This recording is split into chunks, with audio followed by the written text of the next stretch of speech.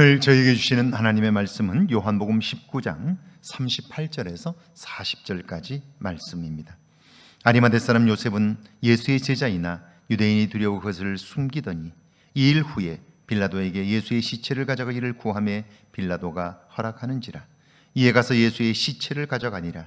일찍이 예수께 밤에 찾아왔던 니고데모도 모략과 침향 섞은 것을 100리트라쯤 가지고 온지라.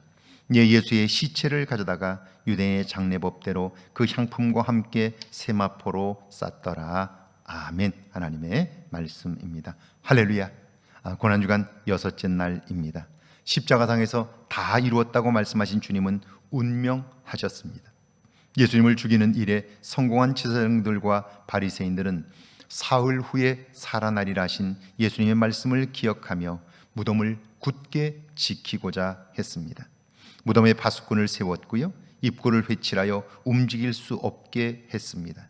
그런데 이런 그들의 행위는 오히려 주님의 부활을 확인시켜주는 결과가 되었습니다. 여러분, 하나님이 하시는 정말 놀라운 일입니다. 이제 십자가상에서 죽으신 그분, 누구도 그를 도울 수가 없습니다. 만약 그를 돕는다면 그 사람에게 미칠 그 피해와 어려움은 상상할 수 없는 큰 고통일 것입니다. 그러니 누구도 나설 수가 없는 거죠.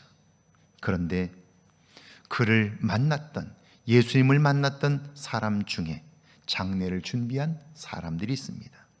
요셉은 시신을 요청하여 빈 무덤에 모셨습니다. 니고데모도 모략과 침향 섞은 것을 준비했습니다. 제자들은 예수님을 부인하고 다 뿔뿔이 흩어졌습니다. 도망쳤습니다. 호산나 찬송했던 사람들도 다 떠났습니다. 그런데 그들이 가장 멸시할 수 있었던 사람, 예수님을 죽이는 일에 앞장섰던 그 그룹에 속했던 두 사람, 그 사람들이 무덤을 준비했고 예수님의 장례를 준비했습니다. 자, 오늘 우리는 어떻습니까? 주님을 위하여 무엇을 준비하며 살고 있습니까? 자, 이제 안식일이 끝나자 무덤으로 달려가는 여인들이 있습니다. 성경은 그들이 향품을 준비했다라고 말씀합니다. 향품이란 죽은 자를 위한 물건입니다.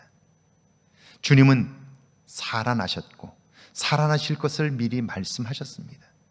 그런데도 불구하고 그들의 손에는 향품이 들려 있습니다. 장례용품이 들려 있습니다.